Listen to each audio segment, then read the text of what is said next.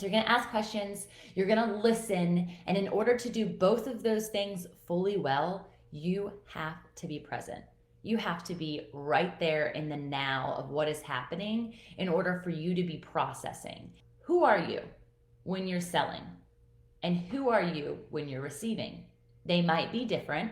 And so when I am receiving, I am such an analyzer. I'm like going into this analysis experience. And I have a lot of girls in core who do this where they just kind of stare at me for a long time. And they never actually speak. And I'm like, what are you thinking in there? And it's just, they're just analyzing every word and they're processing, and they need all the facts and they need it written down and they need to see it visually and they need to be able to practice it in order to understand if it actually works. And they're analyzing.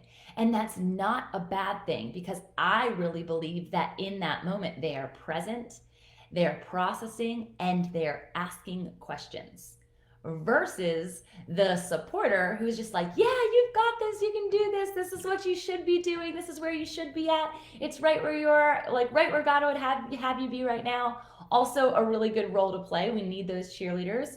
And then we need the promoter who is promoting everything from a perspective of this is good, not just like I'm gonna hold your hand, but it's amazing, you've got to have it, like you've got to try Haverdash, their clothes, you guys are so cute. And then there's the controller who has to literally have everything, it has to be their idea. So that's a hard person to sell, because you have to have the right words in order to be able to serve them that it was their idea, which is why asking questions and listening can put you and line you up into the right place with all four of these categories.